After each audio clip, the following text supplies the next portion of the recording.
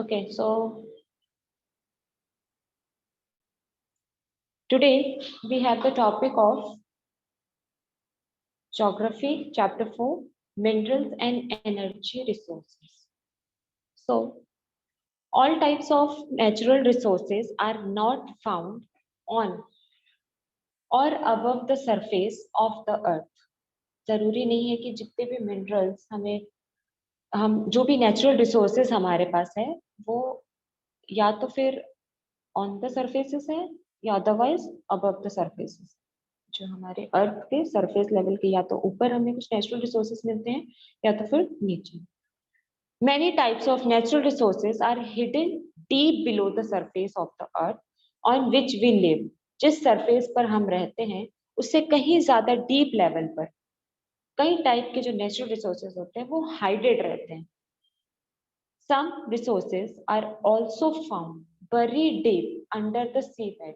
कुछ रिसोर्सेज ऐसे होते हैं जो कि जो सी बेड्स होते हैं, मतलब नदी की जो या जो सीज के सरफेसेस, ओशियन के सरफेसेस होते हैं, उनके उनसे भी नीचे रहते हैं, प्रेजेंटेड रहते हैं. In the present modern industrial era these underground resources are of great significances.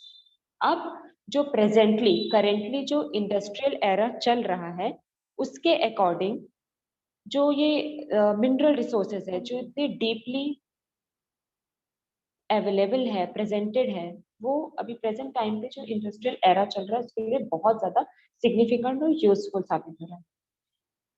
और मेनली ये जो इंडस्ट्रियल लेवल है ये पूरी तरह सच टाइप ऑफ रिसोर्सेज पे डिपेंड है.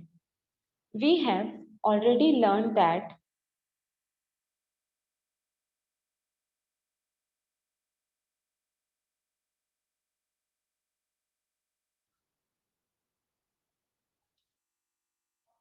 Mitul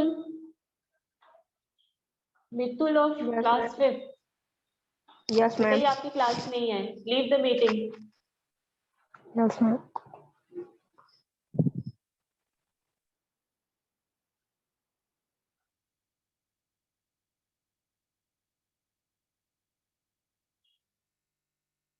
We have already learned that the crust of the earth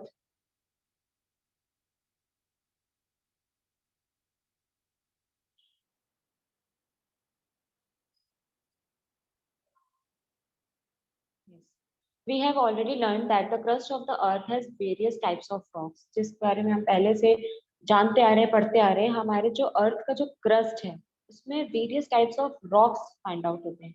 मतलब डिफरेंट टाइप के जो रॉक्स है वो देखने को मिलते हैं. All rocks on the surface of the earth are composed of one or more minerals. Okay, so जो जितने भी टाइप के जो रॉक्स हमारे अर्थ क्रस्ट के सरफेसेस पर मिलते हैं वो या तो वन और मोर देन वन मिनरल से कंपोज, उनके कंपोजिशन से बने हुए होते हैं. A mineral is a natural substance of organic and inorganic origin with definite chemical and physical characteristics. Mineral mainly होते क्या हैं? मिनरल एक नेचुरल सब्सटेंस होता है जो या तो फिर ऑर्गेनिक या तो कुछ इनऑर्गेनिक ओरिजिन्स के एक केमिकल या फिजिकल फॉर्मेशन से, कॉम्पोजिशन से फॉर्म होता है, उनके जो कैरेक्टरिस्टिक से फॉर्म होता है उसको मिनरल कहा जाता है. A rock which has a large concentration of a particular mineral is called the ore of that mineral. जब एक रॉक एक लार्ज कंसेंट्रेशन पर्टिकुलर मिनरल, मतलब फॉर एग्जांपल जब हम एक गोल्ड का फॉर्म देखते हैं, gold is also a mineral, जब उस गोल्ड का फॉर्म देखते हैं तो वो किसी शेप या साइजेस में नहीं होता, वो एक दूसरे ही फॉर्म में होता है, अपने एक नेचुरल फॉर्म में होता है, उसे ओर कहा जाता है. फिर हम उस नेचुरल फॉर्म को जब एक ब्रेक या तो फिर किसी ज्वेलरी या किसी अलग फॉर्म में चेंज कर देते हैं तब वो एक अलग साइज, शेप और अपीयरेंस का बन जाता है. बट जब वो मिनरल हमें फाउंड आउट होता है उसका कोई साइज या शेप नहीं होता,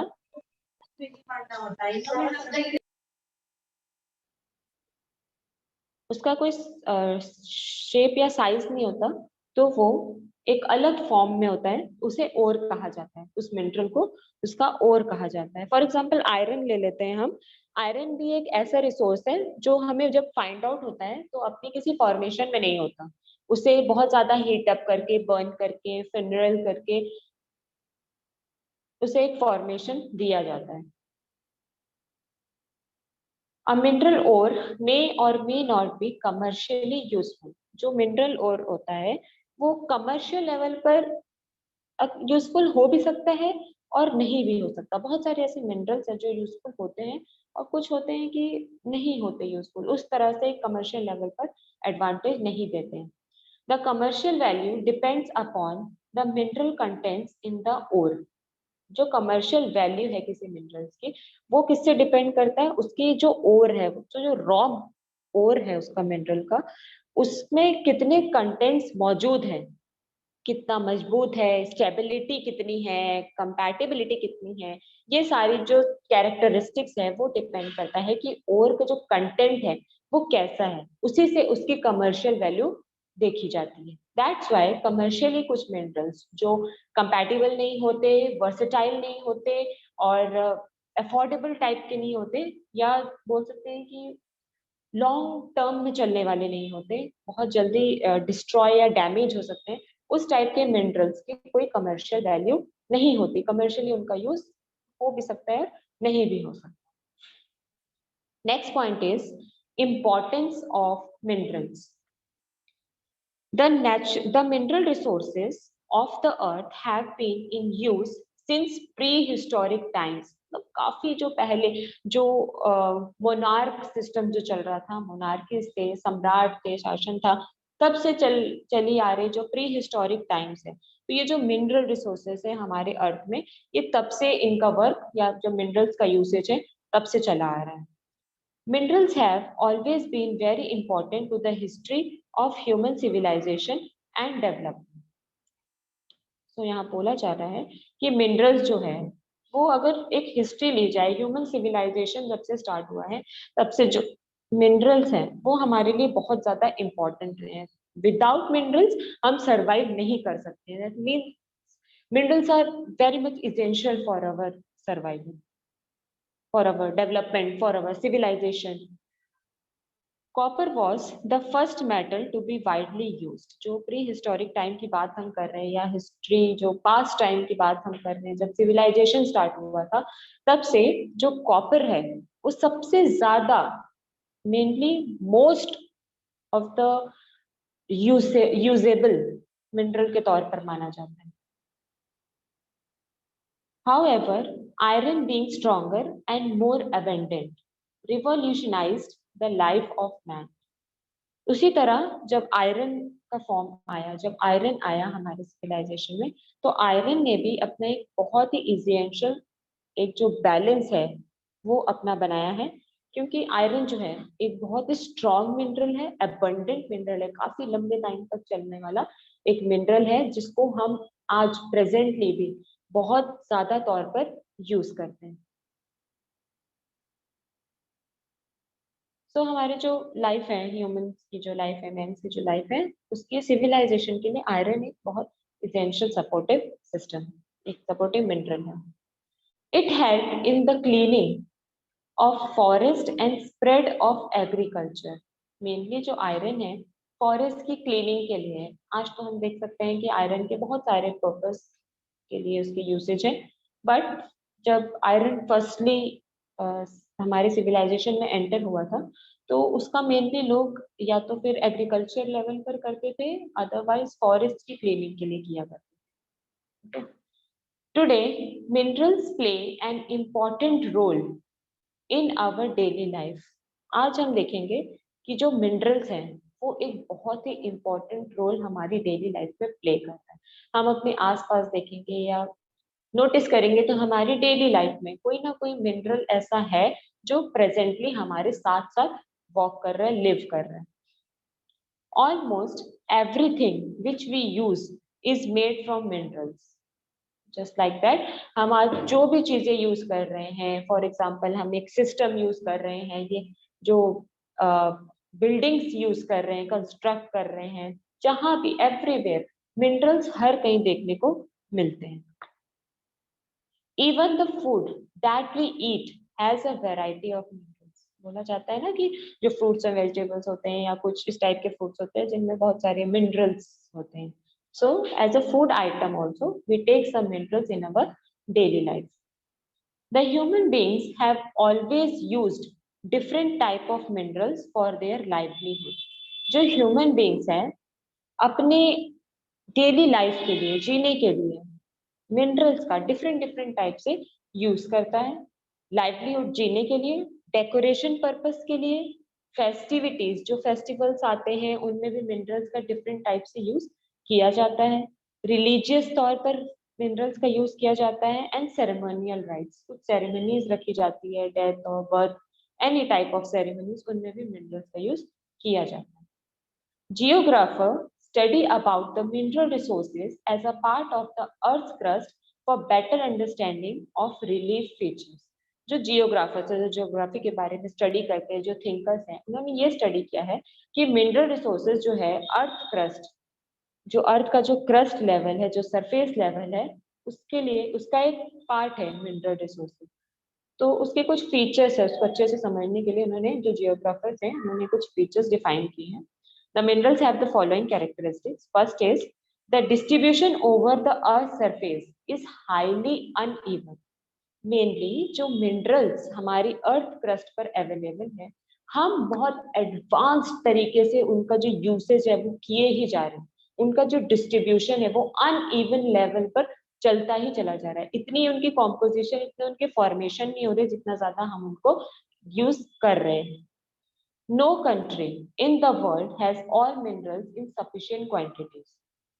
कंट्री, इस वर्ल्ड में कोई भी ऐसी कंट्री नहीं है जिसके पास सफिशिएंट क्वांटिटी या जो बिल्कुल सेटिस्फाई हो गया हो, सफिशिएंट मिल गया हो उसको, उस टाइप की क्वांटिटी का मिनरल किसी भी कंट्री के पास नहीं है. Most of the minerals, that's why मतलब human beings like more and more, want more and more type of. Most of the minerals are mixed with impurities. जो minerals होते हैं, कुछ minerals ऐसे होते हैं जिनको refine करने की जरूरत पड़ जाती है. For example, oil type of minerals, petroleum type of minerals. They use refineries because some mixed impurities are mixed up with them, with such type of minerals. That's why they should be refined. The minerals are not renewable and thus are exhaustive. जो minerals होते हैं उनको हम दोबारा renew नहीं कर सकते, वो एक रिन्यू वाला प्रोडक्ट नहीं. जो एक आयरन है, जो एक गोल्ड है, जो कोल है, पेट्रोलियम है, गैसेस हैं, हम उनका जो यूज है एक बार कर लेते हैं, देन दैट इज फिनिश्ड, वो फिनिश हो जाते हैं. उसके बाद उनको फिर से रिन्यू करना कोई क्रॉप नहीं है कि फिर से उसमें सीड डाल दिया, ग्रो हो गया और हमें मिल गया. No, mineral takes millions of years to compose, and उन millions of years में हम जितना भी minerals होता जा रहा है उसको unevenly यूज करते जा रहे हैं, तो उसको उतना टाइम ही नहीं मिल रहा है कि वो minerals फिर से फॉर्म हो सके, फिर से उनका कॉम्पोजिशन हो सके. so that's why वो लुप्त होते चले जा रहे हैं, खत्म होते चले जा रहे हैं रिन्यूएबल ना होने की वजह से. तो ये कुछ मिनरल्स के कैरेक्टरिस्टिक्स है जो जियोग्राफर्स ने स्टडी किए हैं. Minerals are found in different forms and range from the hardest diamond to the softest star. Minerals अलग अलग फॉर्म में होते हैं. ऐसे फॉर्म में होते हैं कि जिसको एक हार्ड डायमंड में भी बनाया जा सकता है और एक सॉफ्ट जो टैल्क होता है, पाउडर्स होते हैं, उनमें भी कन्वर्ट किया जा सकता है. तो मिनरल्स डिफरेंट डिफरेंट फॉर्म्स के होते हैं. Every minerals have different characteristic, different nature, सब एक टाइप के नहीं होते. Some rocks have only one mineral, while most of them have more than one mineral in varying proportions. जो rocks होते हैं उनमें या तो फिर one minerals होते हैं या most of the जो rocks होते हैं उनमें more than one minerals पाए जाते हैं, वो भी different varieties of proportions. About 2000 types of minerals have been identified, but only a few are found in adequate quantity. 2000 types of minerals हैं जिनको आइडेंटिफाई किया जा चुका है, बट अभी भी कुछ ऐसे मिनरल्स हैं जो एक एडिक्वेट क्वांटिटी में नहीं मिल पा रहे. The way the minerals are form, they get a wide range of colour, hardness, density, lustre and crystal forms. Minerals किन किन फॉर्म में मिलते हैं, वो एक अलग ही रेंजेस में होते हैं. उनके कलर्स डिफरेंट होते हैं, हार्डनेस जो होती है वो डिफरेंट टाइप की होती है, उनकी जो डेंसिटी होती है फ्लोइंग और स्टेइंग, वो डिफरेंट टाइप की होती है। उनकी जो लस्टर्स और क्रिस्टल फॉर्म्स होते हैं, क्लैरिटी, ट्रांसपेरेंसी वाले जो फॉर्म होते हैं वो डिफरेंट टाइप के होते हैं। तो सभी मिनरल्स के डिफरेंट टाइप की फॉर्मेशन होती है। They not are same in its features. Next is classification of minerals. The minerals can be classified as under. First is metallic minerals. Okay, अब यहाँ पर 3 टाइप के मिनरल्स हम पढ़ेंगे. First is metallic minerals, second is non metallic minerals and the third one is energy minerals. Let us discuss about the first mineral. Metallic minerals can be divided into 3 types. First is ferrous mineral, non-ferrous, precious minerals. Ferrous minerals are containing iron core, manganese, nickel, etc. They are ferrous minerals which have iron substances present in them. Those are ferrous minerals. Non-ferrous minerals are those minerals which do not have any presence of iron in it. For example, copper, lead, bauxite, etc.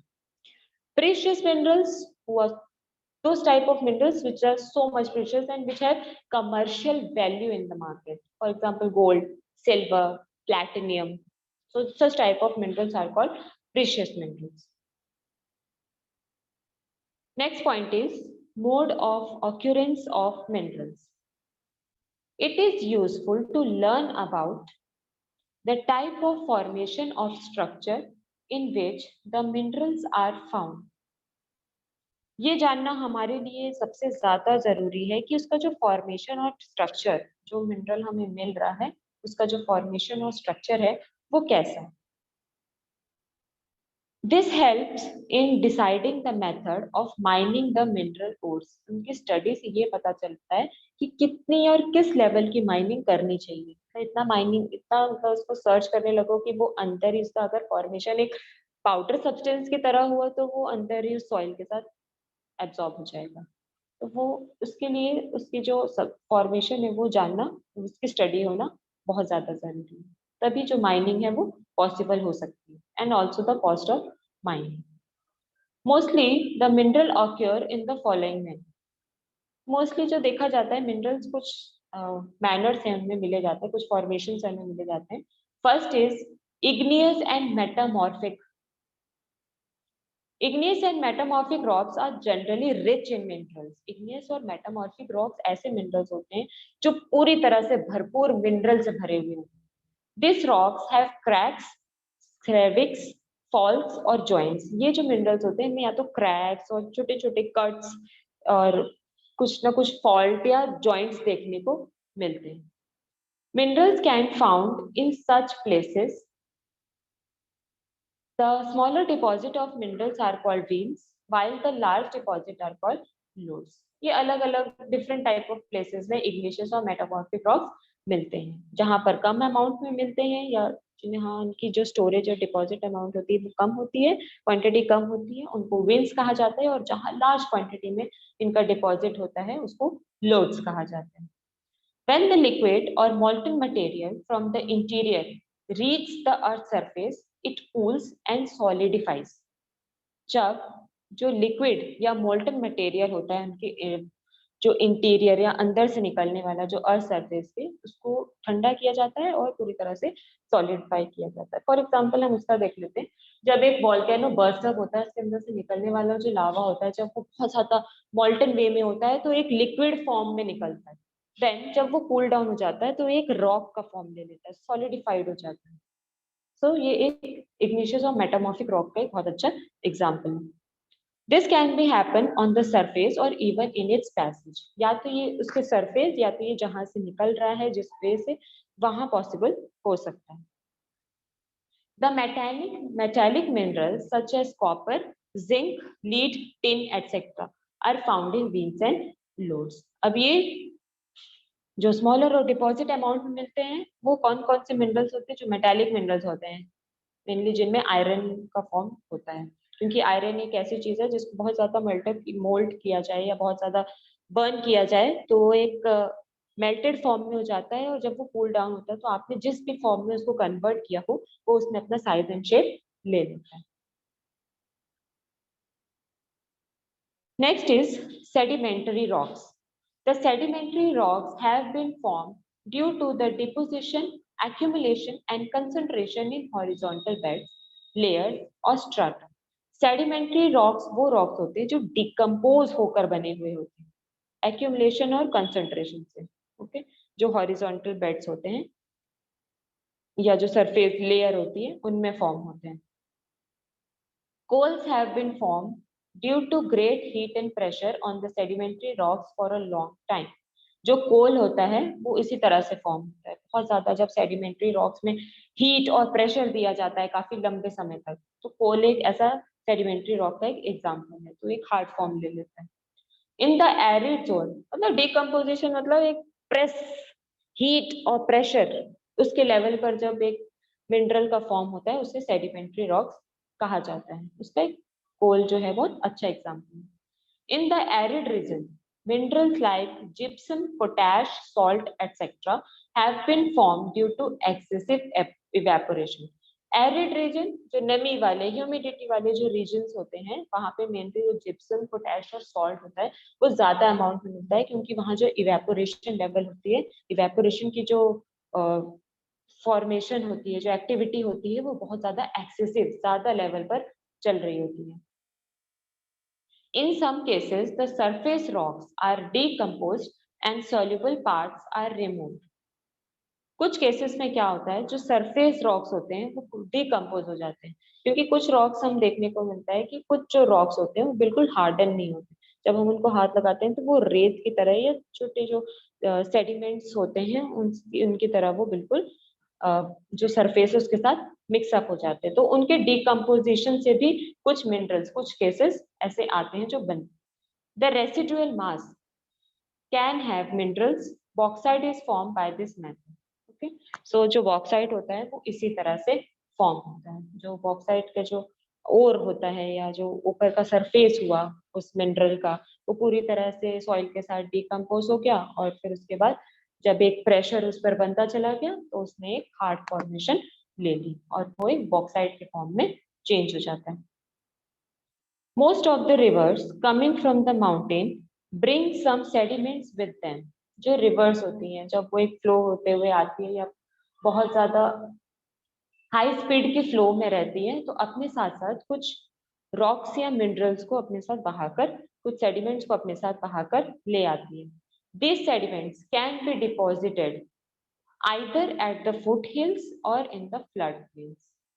फिर ये sediments क्या होते हैं, जो foot hills मतलब जो mountain के नीचे लेवल का एरिया होता है, यहाँ तो वहां टिके रह जाते हैं या जमे रह जाते हैं, या तो फिर जो फ्लड के जो प्लेन एरियाज में जब एक फ्लड आती है और वहां जब ये डिकम्पोज हो जाते हैं, सेटल डाउन हो जाते हैं और सरफेस के साथ डिकम्पोज हो जाते हैं, तब बनते हैं. These are called alluvial और placer deposits. तो ऐसे जो डिपॉजिट्स होते हैं उन्हें alluvial और placer deposits कहा जाता है. These deposits may contain minerals such as platinum, gold, silver, tin, etc. तो ये जो टाइप के मिनरल्स होते हैं इनका फॉर्मेशन ऐसी ही एक्टिविटीज के थ्रू होता है. The ocean water and ocean beds have large quantities and variety of minerals. Same जिस तरह सरफेस के ऊपर हमने इस सरफेस के जो या सॉइल के फॉर्मेशन के साथ, कॉम्पोजिशन के साथ या डीकॉम्पोजिशन के साथ जब एक मिनरल फॉर्म होता है, उसी तरह ओशन सी बेड्स के अंदर भी लार्ज वैरायटी या क्वांटिटी में मिनरल्स फाउंड किए जाते हैं. Common salt, magnesium and bromine can be extracted from ocean water. जो कॉमन सॉल्ट होता है, मैग्नीशियम और ब्रोमाइन जो मिनरल्स होते हैं वो ओशियन वाटर से ही एक्सट्रैक्ट करके निकाले जाते हैं. While manganese nodules can be mined from ocean beds. लेकिन जो मैग्नीज और मॉड्यूल्स होते हैं, मैग्नीज के जो नोडुल्स होते हैं, तो मैग्नीज के जो ओर होते हैं या डिफरेंट फॉर्मेशन में निकला हुआ या मिला हुआ जो फॉर्मेशन होता है वो ओशियन बेड से निकाला जाता है. So these are the mode of occurrence of minerals. Next is mineral wealth of India. Let us continue this topic tomorrow. For today, that's enough for it.